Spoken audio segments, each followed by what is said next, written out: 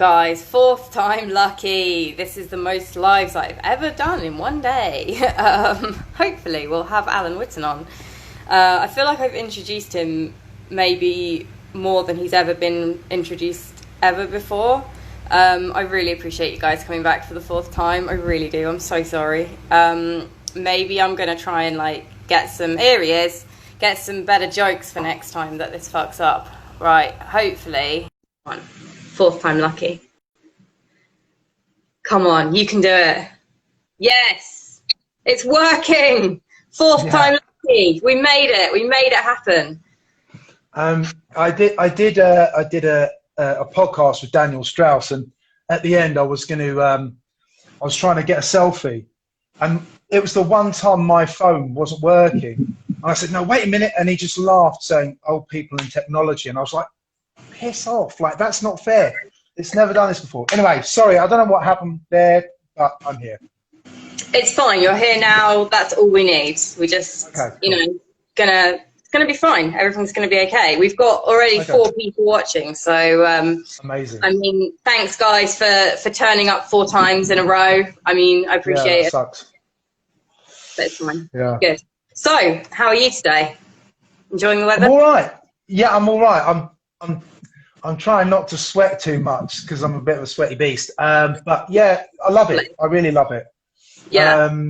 I like. We don't get much of it, but so yeah, I do enjoy it. But it does make training a bit of a challenge, I find. But I think I'm old and soft, so.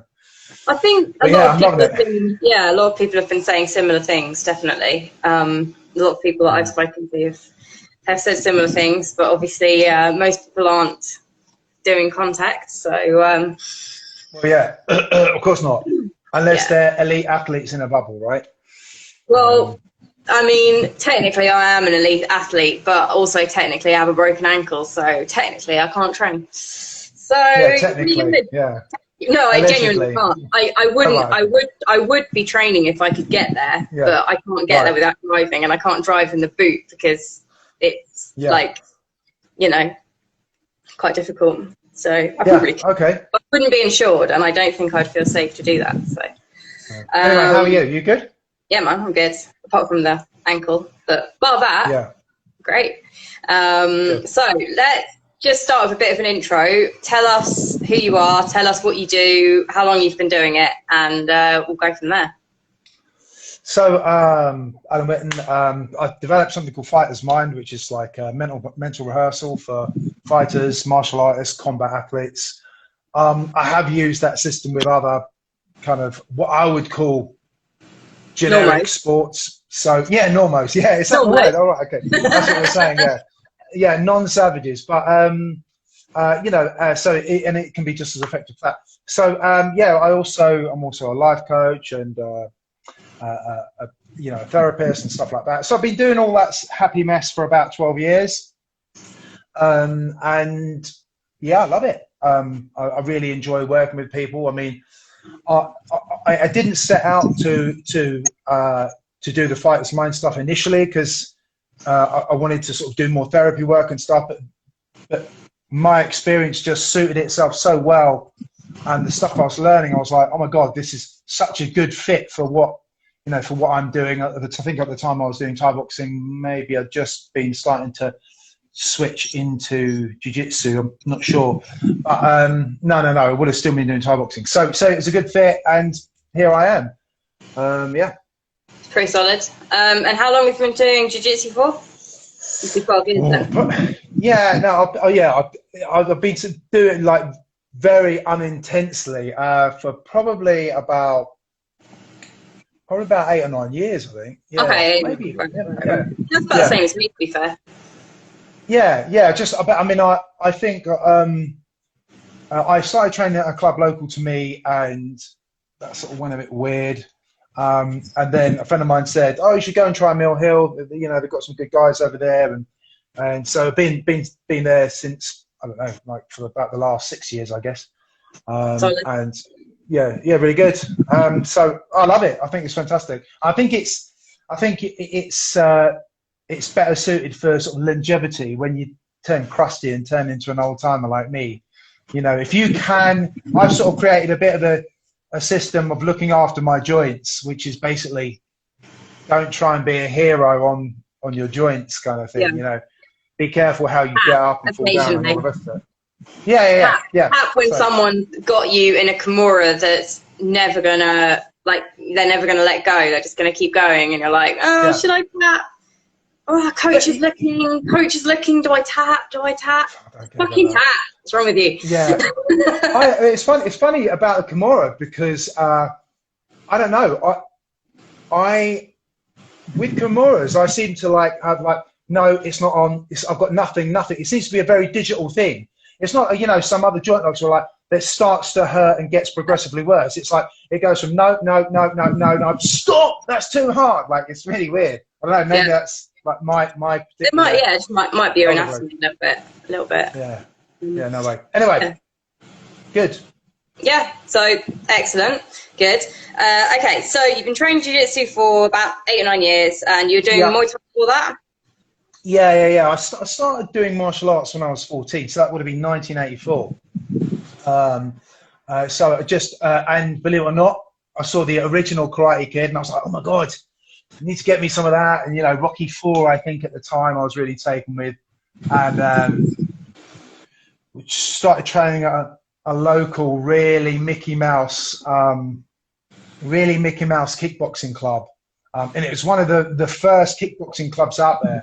And it was basically, I think they called it full contact karate. And even though I didn't know anything about martial arts, you know, after a while you get to realize, yeah, this is actually Mickey Mouse. Then I started doing. Are you doing name and shame, or is that not on the card? Yeah. I don't give a shit. No, it was a club called Impact, which stood for the Institute of Modern All-Style. No, the Institute of Practically Applied All-Style Karate Technique. And it was like Impact, bam, you know. But you know, so really hardcore. It was it's one of these where it's like, yeah, you buy the suit and you buy your booties and you buy your gloves and you buy this. It was a bit of a money snare, but it gave us an exposure to the martial arts. And then, yeah, exactly. It served a purpose, and you know, that's what it's there for, isn't it? Ultimately. Yeah. So good. You've got a lot of experience in different martial arts, and what I was going to ask you was, how do you feel your life has changed or progressed since you've been involved in a martial arts kind of context of your life? Okay. Yeah. So I mean, it's definitely a lot is a big question, but yeah, no, it's fine. Certainly, you know, the confidence thing is, and I suppose as a young man growing up, you know, or young person growing up, really, because it's even more important for women, is the idea that the confidence it can give you, that you're not necessarily going to be able to take on multiple assailants or anything like that, you know, but you know, the idea that it'll give you a puncher's chance if you get into a fight or anything like that. So there's I suppose the physical confidence. But it also gives you, I found it also gave me a heightened awareness. You've got lots of wind noise, by the way. Oh, you've got the fans on. Oh, right, cool. Is that better? It's better, yeah, miles better, yeah. Like, but you're going to start sweating like me. Oh, I know, it's so nice every time it comes over here, I'm like, oh. Yeah, you're going, yeah. Get me the so confidence it gives you, and definitely a heightened sense of awareness. I think that it can, if you are a bit insecure, I was certainly insecure growing up, and so it does give you a bit of an edge. Like, well, if that guy's there and that guy's there, you know, it just gives you a bit of an awareness, I think. But I think it also, you know, I mean, the old school martial arts is all about development of character. And I think that it does develop your character for the simple reason that if you get the shit kicked out of you 100 times, you're probably going to get some level of humility. You know, you're probably going to, even if you sort of like, even if you wade into a club and you're like, you think you're all that. So there's going to be a club enforcer, and they're going to, whether it's the instructor or whoever, and at some point, you know, you're going to meet your match. And I think I mean, there was a guy who I was training with when I was doing Thai boxing, and he was this big black dude called Andre. He was like, he makes me look small. He was massive, big Luton Dorman, lovely guy. And he would be my sparring partner. He didn't train all the time. I trained more than him, but he would come and he was. I mean, he lifted a lot of weights. You know what I'm saying? So he was. He lifted a lot of weights, did he? Yeah. He lifted a lot of weights, you know, and he ate a lot of red meat. And lovely guy, but he was annoyingly, because he was like, there's maybe about 6'5", 6'6", but he was really fast and had really good timing, and it was really irritating because someone like that, you think they're going to have about 20 seconds in them and then they're going to be done. He had good. He was exceptional, an exceptional athlete for what he was. And I remember him beating the snot out of me on one occasion when I was training at a Minotaur gym when it was over in Bushy, and I remember sort of going home crying, you know, being a 20-something guy, like, you know, like sort of crying. But then, you know, lo and behold, you know, the following week you sort of come back, and I think things like that, where you do get your arse handed to you on a plate, they're really good. It's like the Crucible, isn't it? You know, like lots of David Goggins and all that talks about the Crucible. Like you go in and you just get dismantled, and then you get put back together, and then maybe you've got because you've been there. And I think if you've had your arse handed to you in the gym, I think, or even in the ring, like if you were to get in a street fight, you've probably experienced a hell of a lot more pain, unless somebody's going to come out with a knife or a bottle or something like that. Then most punch-ups are going to deliver, unless you're, you know, getting stamped on your head by multiple attackers and stuff. So it can really stand you in good stead. And I sort of almost think it should be mandatory, really. I do. I definitely do. I think it should be taught in schools. Just something. Yeah. Just start them young, and then it's always like, I mean, I feel like a lot of the time, like kids, when I see kids training, well, even if they're doing like something like taekwondo, like I hope there's no taekwondo people on here, but sorry. Andy Hug, he's no joke. Well, okay. Yeah, maybe. Oh yeah, GSP was a bit of a taekwondo guy, wasn't he? Who? Or was GSP, or was he? No, I think taekwondo is great when you are 10, or if you add other arts to it. Like it's a good base to have, but I don't think it's full. It's not like a whole art, you know. And I'm not saying jiu-jitsu is, by the way. No. Obviously, like there's a serious lack of striking there, but I just think that with taekwondo, it's like, you're great until you end up on the ground, where most fights end up. Of course. What are you going to do then? Anyway, so what was I going to say? Like I think when kids learn any art, they just like learn that like respect. And respect for other people, respect for themselves. And, you know, you see the difference between kids when they start and they're like fucking about and they're like doing whatever they want. And then they're, you know, kind of like, let's not do that again, you know. And you see them a year later and they're like so well behaved and they listen and they want to learn. And, you know, and you're like, damn, like this stuff works. Like it's amazing, you know, just like to see the difference in kids, you know. Like I think that's a real I think it's got, especially with kids, I think it's excellent, because I think martial arts can give you can give kids a really something, a real tangible, a real felt sense of like, I can make progress in something that's just really cool. Because learning to kick, learning to punch, you know, learning, you know, how to move it and look after yourself and attack people and defend yourself. This is really cool stuff to a kid, because every, you know, nearly, I mean, every single bit of, you know, every combat is everywhere. It's in everything, and you know, and I think if a child has exposure to some martial arts where they're like, you know, they learn how to do certain things, it can also be a good platform for teaching them how to learn, and then extrapolate that out. They can learn how to learn other things to know. Well, I know maths is boring, but if I stick at it, you know, then I might be able to, you know, get good grades, and my mum will give me a tenner. Or that, or like if when they get a little bit older, looking into, okay, maths is so boring, but maths leads to physics, and physics leads to kicking, and Yep. Yeah. like Yeah. missions and all that fun stuff. And it's like, well, actually, once they've made that connection, I remember, so when I didn't do any martial arts when I was growing up, but I did horse riding, and I remember being like, well, I hate maths because what's that going to do? And then once I realized that physics was like, I could learn the physics of a jump, like show jumping, Velocity, and I was like, oh my god, I love physics. Oh, but I have to like math for physics, so I guess I like maths now. Like, where did that come from? But it's like, but that was horses. That wasn't anything else. It was because I related it to something I loved. And I think it's the same. You can get that from something that you love. You can make something that you don't love more fun. Absolutely, yeah, absolutely. And I think there's as well as I do, there's lots of Mac dojos out there, and it's a shame because a lot of parents don't realize that they're sending their kids to a Mac dojo or whatever, and so it can mean sort of a fair bit of money wasted. And then it's like, it's like 6 months later, when are they getting their black belt? And it's like, right, no, it's not how it is. But if I think it's like anything, caveat emptor, it's up to the parent to do due diligence and do the research and say, well, how effective is this? And well, I think that a lot of that to do with the marketing and the branding, though. Unfortunately, it's not really to do with how good the instructor is, or anything else like that.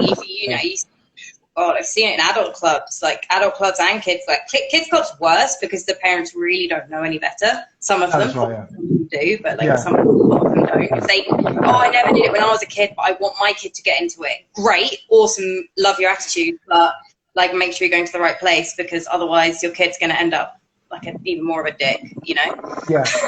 And they're going to eventually they'll join a club where they're going to get their ass handed to them. Yeah, and then they're going to be like, oh, but I've been doing taekwondo for 10 years. Why can't I defend a submission? Like, go and watch some old sketchy 1980s VHS tapes of the Gracies, handing out some beatdowns. Like, then you'll kind of get it. But I think martial arts are great for kids. I'm all about them, and I don't know. Somebody told me this. Maybe that I think it's in the Arab Emirates, where it's really big, like ADCC and stuff like that. I understand that I think did the princes make it? Yeah, isn't it part of curriculum? Yeah. It's mind blowing, dude. Amazing. And also anywhere else they have it, not in schools, but they have a very big government backing for jiu-jitsu, is Israel. I was there this year. No, was it this year? Could have been this year. I think it was this year. I feel like this year might be like a full decade. Kind of confused about where we are, like what's happened. I think maybe it must have been last year. It must have been last year. I don't know. I think it was last year. You wouldn't have gotten into the country. What, this year? No, unless it was at the top of the year. February. It was in February. But I almost didn't get out of the country, actually, when I did go, because they saw that I had a Malaysian stamp on my passport, and they were like, this, and I was like, oh, I was there for my friend. I was like my friend's maid of honor. I was like, I was there for my friend's wedding. Who is she? Show us her Facebook. I don't have Facebook. Fine. Show us her Instagram. And I'm like, I don't know. And they pulled me into the side room, and I'm like, I don't know what to do. But it was fine.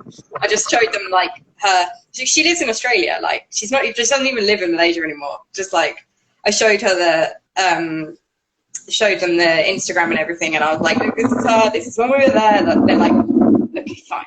It's like, so we could say that we could say that Instagram saved you from a cavity search, really, couldn't it? Yeah. But why Instagram was they did that on the way out. I'd already been there for a week. Oh, right.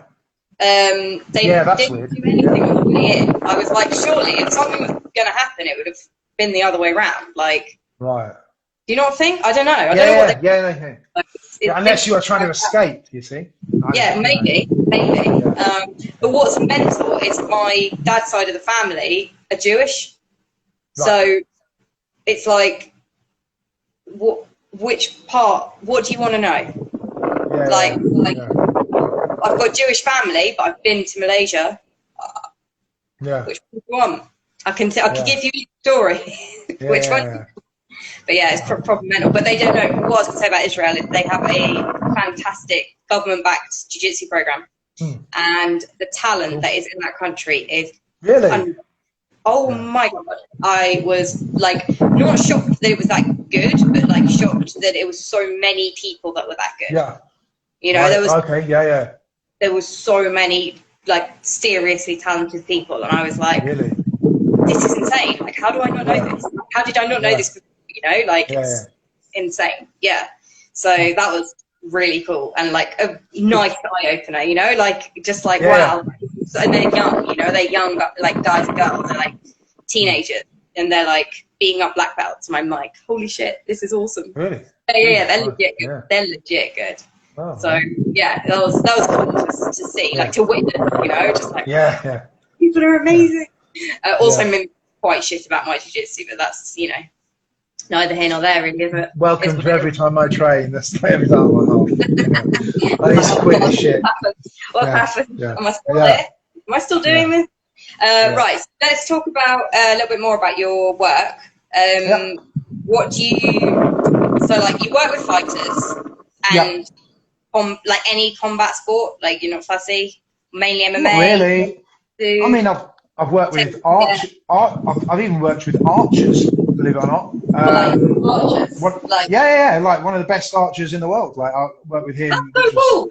It was really cool because that's like, and a dance player as well, which is like that's not a sport. That's like a real mind game. It's a real mind game. It's lots of mind games that are there. Anyway, yeah, pretty much. I mean, I guess because of my background, which is basically Muay Thai and Jiu-Jitsu. You know more people in that area, I guess. Yeah. And of course, that leads to a sort of crossover with, certain MMA people as well. So, I mean, I don't like I don't like push it all the time because it's like exhausting. Yeah, no. It's more of a passion, really. But it's like my main business is like doing life coaching and therapy because it makes me more money. But you know, you have no money, so yeah, pretty much. Yeah. Well, exactly. Yeah. So, the fighter's mind stuff. I mean, it is, passion project. It's just I love it, and I always get good feedback. You know. Of course, because you love it. Not nine times out of 10, you know. Yeah. I think the only time when where people don't take to it is when they're expecting you to do something to them, and it's like, well, in the same way that when you walk into a gym, you don't say, "Make me a black belt," you know. Like, okay, see you later. You know, like that's not going to work. So, but the good thing, one of the upsides about working with athletes and specifically combat athletes is they're good at drills. You know, they understand, well, most people understand drilling and the power of repetition and deliberate practice. And most top draw athletes do as well. But you know, because there's such a lot at stake, you know, your good looks or your kneecaps at stake. You know, people tend to like, I'm not going to skip short like on my low kicks or on my like defenses or something like that. They're going to put in the spade work, you know. No, for sure. And I mean, I find that I'd say athletes or maybe combat athletes, or I'm not sure if I want to say combat athletes or just athletes in general, but they seem to be like have a certain mindset anyway, where they've obviously been through a lot to get where they are in the first place. So I'd say all athletes, they've been through a lot to get where they are, and they've had beat downs or not necessarily physical, but maybe mental beat downs, and they've gone, no, I'm gonna push through that, and so they're already mentally tough anyway. I would say especially combat athletes, but definitely all athletes. They've all been through it, you know, they've been through the lows and the lows and the lows and the lows, and then they've come out the other end and gone, hey, this is really cool. I suppose one of the things I do a lot is where fighters have had like a loss or a couple of losses or a bad streak or whatever, especially when they've had a good streak. Because a lot of fighters, when they start off, they have a good first few fights, and then they transform. They go up to a certain level, and it's like they hit a ceiling, and they're like, exactly I what I wasn't did. ready for, right, yeah. So I wasn't really ready for that, and so it's helping them transition to that is rather than because I heard you say like push through, and I think that's a really good phrase, like to push through the problematic mindset. And one of the tools I use is really useful for, I mean, for really negating like bad fight experiences. So one of the big things is about separating the emotional element from what actually happened, so that they can, rather than watching a video, a replay of themselves and sort of looking at themselves and going, oh God, I really screwed up there. Oh, that's embarrassing. Why did I do that? I'm such an idiot. Is detaching them from that and getting them to look at it almost like they were like a stats geek in a lab coat and watching the fighter that happens to be called Helen Harper. And so I've got a couple of sort of tools which I totally stole from therapy, for brief therapy that I use, and I thought, oh, I'll just try this, and it's like it wipes out the emotional content, so they can just look at that like it doesn't bother me, and then once you're there, then it's about using things like mental rehearsal to replay that fight, but what would you do instead? If that makes sense. So a lot of my work is based on building an identity for the fighter first, and that comes into play, especially because so many fighters are nice people. Not all of them, but most of them are real good people. Majority are. Yeah, for sure. And so it's like I work with them to create almost like a model of that has full permission to go ham in a fight. That as long as it's within the rule set, do whatever is going to get you the W, and so on and so forth. Where you're not constrained by, oh, I don't want to hurt the guy or whatever like that. This is hurt business, and to think it's anything but is, it's like so yeah, I'm really interested in helping the athlete create an almost like an alter ego, someone that they can switch on and step into, so that when it's fight day, when it's fight night, when it's fight moment, they've got a reliable sort of like almost like a Pavlovian conditioning, a trigger, like a mental trigger, a physical trigger that they can switch and get into another state, and that's absolutely possible, and I've done it hundreds of times, and it's like, but it takes practice, and that's why we're working with athletes. It's like, well, did you practice the state? I'm like, and they're like, well, no. I'm like, okay, how'd you get on? Well, I got knocked out. Okay, well, I'm not saying it's because of that, but yeah, but not necessarily. It's a factor. It's your mindset. Your mindset is a factor. It just is. So yeah, so it's good. It's good. I like it. There's lots of a lot of fighters are really dubious about doing anything eyes closed.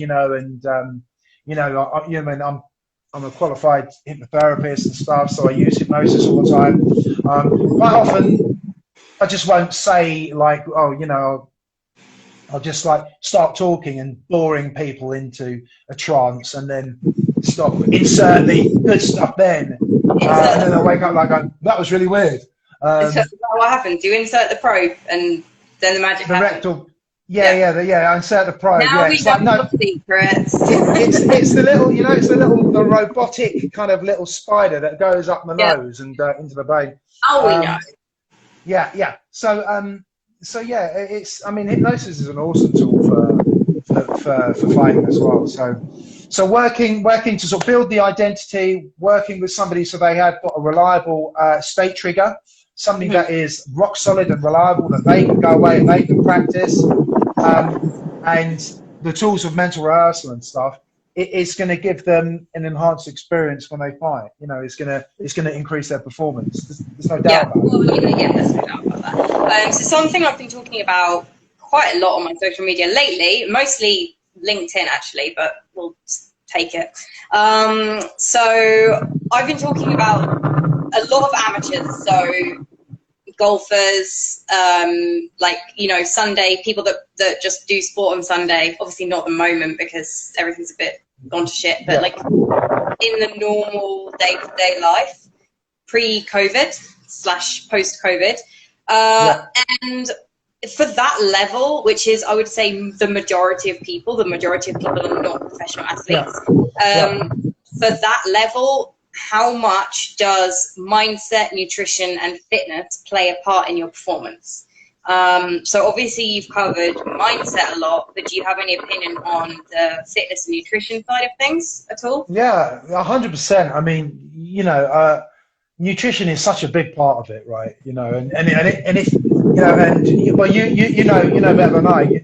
If you dig into the research, you can find out that you can get, you know, that your better aerobic performance from eating bloody blueberries. That raw garlic will make you stink, but it will enhance your luck.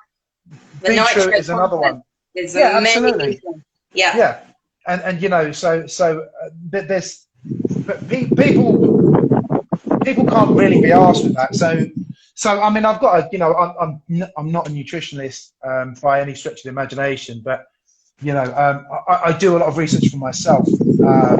But yeah, it's a big part, and one of the other things which is like a dirty word amongst athletes is rest. You know, but actually resting, So important. like, it's just like people, like especially fighters, they're so shit. Well, I'm probably all athletes really, but I would say so anyone, anyone, like I would say most of the combat athletes that I know, and even the amateurs, are terrible at resting, myself included, by the way.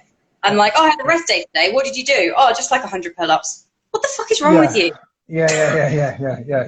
Like, and so, like, I just do it when I go past. So I do advocate when I do advocate, like when if somebody's told to have a rest, like they can't get their head around the fact that actually don't watch any fighting. It depends. Like you know, sometimes it's like don't even watch any instructionals or fighting. Just switch off and just do something else. You know, that can be very beneficial. And even stuff like sleep. You know, like so many people aren't getting enough sleep. Yeah. And so all that stuff is super important.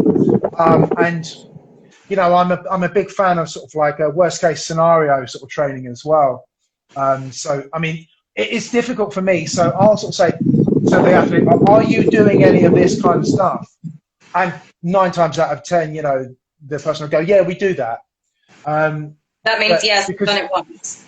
Yeah, but you know, so the thing is I can't overstep the line and tell them how to physically train, because I might think I know better, but I probably don't. That's not my specialism. And you my might not know what to do for athlete as well. Like, you know, you just don't know. Yeah. So I will advise advise them. Let's say if it's, I think there was a rookie guy that come to see me and do Thai boxing. And I said, well, have you tried sort of like doing this or that, or whatever? And I think it was like, you know, like when you skip and chop the back leg, you know, like that kind of something like that. You know, just in passing, and he hadn't been taught it, and I was like, okay, all right. But I tried I stay in my lane, in the same way that one of my fucking bugbears is like when you get PTs that are teaching people how to do. I feel all right, I'm moving. You're right. Yeah, I'm going to move. My mum needs to use the kitchen. Oh, bless her heart. Sorry, Mum. So I was just casually recording an Instagram live here. Don't worry about it. It's all good. No, but that's real life, man. That's real life. It is real life. It is real life. Yeah. You need to get your mum on for Instagram, dude. You need to get her on. And I definitely want to do that, but she's definitely not up for it. But, you know, we can always change these things. What about like saying that, you know, you'll buy us some premium chicken feed or something like that? That might work. Yeah. That's probably the only way it will work, I would imagine. Yeah, just for a cheap trill. Anyway, so I try to stay in my lane. I might say, have you tried this or have you tried that? But I'm not going to tell somebody how they should be doing their physical training because that's not in my lane. By the same token, when I see PTs, you know, that are like dishing out mental health advice, and it just makes me want to eat my own fist because it's like, stay in your lane, bro. Because like I know about this stuff. If I need help with the physical elements, I'll go to you. There are people that cross train, and that's legit. You know, and I know that you've got a great cross training sort of background in the physical and the psychological side, but most people don't. They just that's not the norm. That's definitely not the norm. They're just repeating a bunch of like Instagram motivational quotes or some, you know, like Tony Robbins bullshit or something like that. Anyway, but so that does sort of like rattle my cage a bit. But I don't know. So, I get that. You gotta like, you know, do your time. Do your fucking degree. You know, you've got to do your due diligence, haven't you? I think so. Like otherwise, anyone could do it. You know, if it was that easy, anyone could do it. So you know, that's. I think being a PT is a really hard thing to do. You know, it depends. You know, I mean, it depends from the perspective of. There are so many PTs, like so. You're doing a great job of differentiating yourself from other people. There are a lot of PTs, but there is also a lot of bad PTs, and I think that's where it comes in. That well, you know what, I'm a really good PT, and I also do nutrition and mindset, so and fighting. So it's like I've got a lot of strings in the bow. So I'm kind of comfortable with it, like Yeah, I mean, it's funny because I'm like part of some networking groups and they're like, oh, so, you know, what do you do? And I'm like, I don't really know what to classify it as because I do so much and I'm not sure what to tell you. Like, I guess I'm a personal trainer, but that's really, you know, that's like one section of what I do. So you have to come up with something cheesy like a performance and lifestyle enhancement. Well, I did put on LinkedIn empowerment coach because I thought, what encompasses everything? Nothing. Like, there's literally not one word.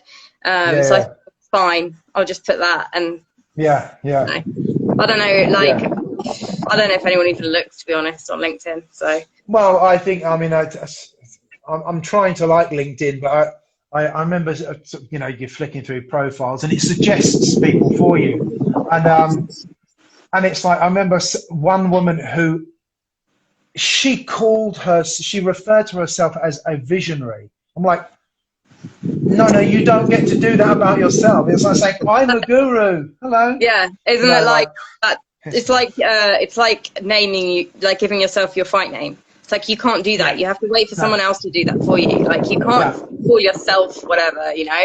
You know, it has to be someone else gives you the name. It's too thirsty, man. You know, too much. But for sure. Like that's a bit weird. But yeah, I mean, LinkedIn, it serves a purpose. I like it because it's more business-minded people.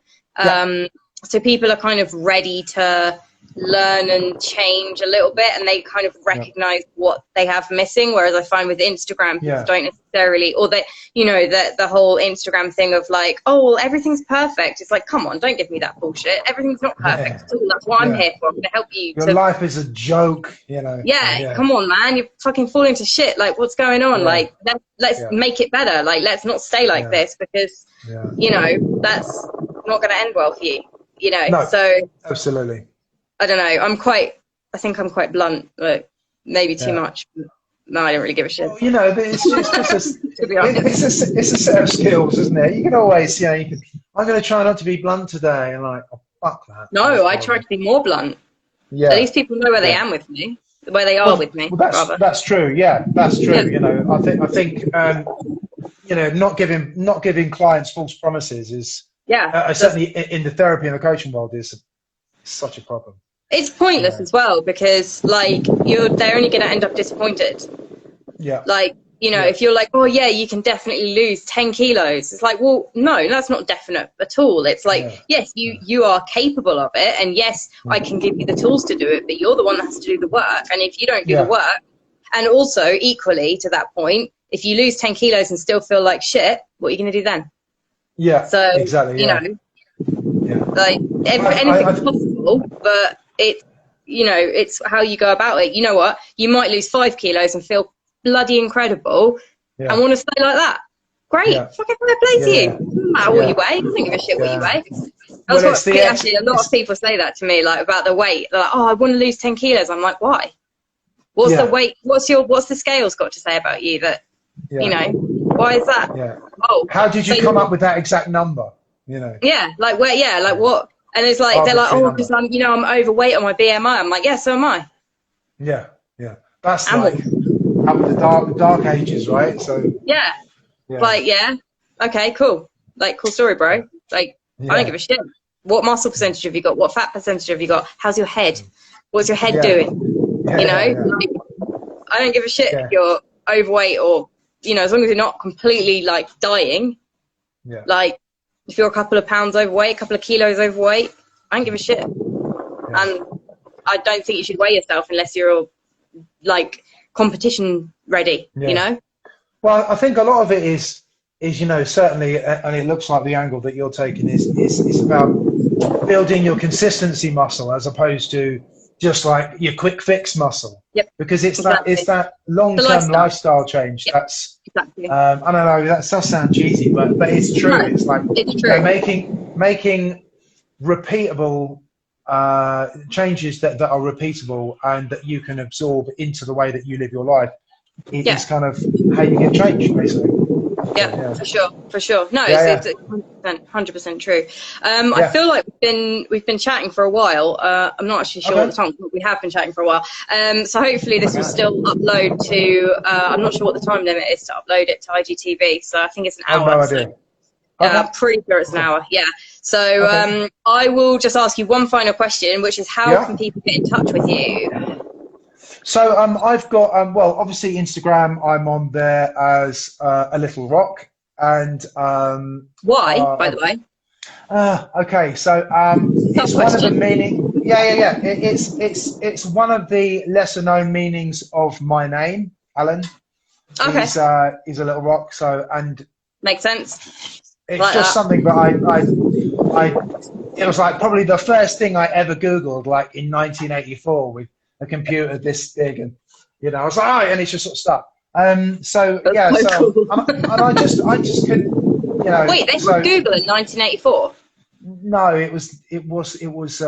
It was Netscape. It was Netscape Explorer. But I was trying to just make it relatable for you. So. You're young and everything. So. Yeah. I'm cool. So young. Yeah, I'm so young. Yeah. And you've got the wind going through your hair. It's like young. Yeah, I'm. You know, just the hair that I haven't brushed for a good over a month. You got hair. Stop. I've got hair. So, doing well. So so alanwhitton.co.uk is my main website. You can contact me on there. That's it. Yeah. Pretty cool. My main website or on Instagram. I'll tag you. I'll tag you on Instagram so that people can get in contact with you if they listen again and they want to watch. I mean, if most searches will just bring up a video of me crying, holding my dog because I lost my dog back in. She actually went down a foxhole for 3 days, and we got her back, and so I'm literally. Is she not with you? She's next door. She's next door. Yeah. Oh right. She's eating, so she's put on loads of weight. It's really bad. She's like a real tank now. So I lost her for 3 days. So I literally have known the world. I've had messages from Argentina and like Tehran and all these kind of places saying, "Oh, I'm so glad you found your dog." I'm like, "Yeah, great." Oh, that's the video where I was crying like a baby. That's okay. There's nothing wrong with crying. I keep telling people this. I do it all the time. No one believes me. It's totally fine. Yeah, I know. Yeah, no, absolutely. so alanwhitton.co.uk or Instagram, you'll find me. Or just Google Alan cries with dog.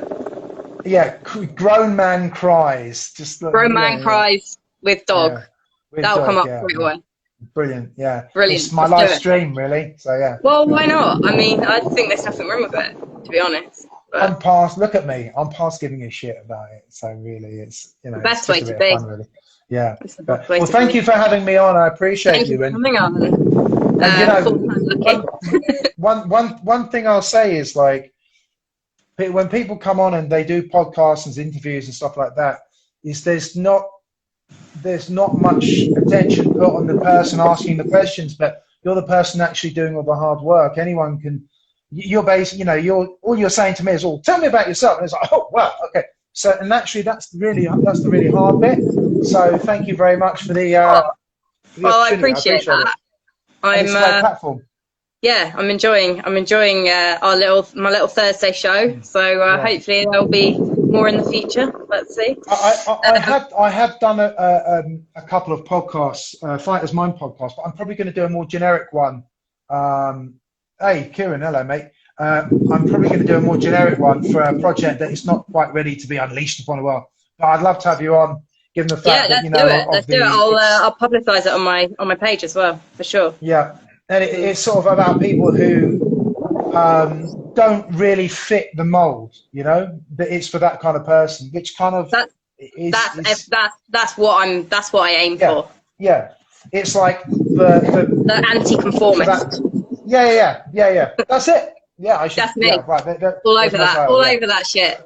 Yeah, cool. All right, mate. Well, look, thanks for having me on. I appreciate it. Thank you so much for coming on, and thanks to everyone that stuck around for like the almost hour that we've been on here. So I really appreciate you guys. Like, you're freaking amazing. No, I loved it. It was amazing. Okay, cool. Thank you. Oh, thank you so mate. much. You're welcome. Awesome. All right, mate. Speak soon. See ya. Peace. Bye. Bye.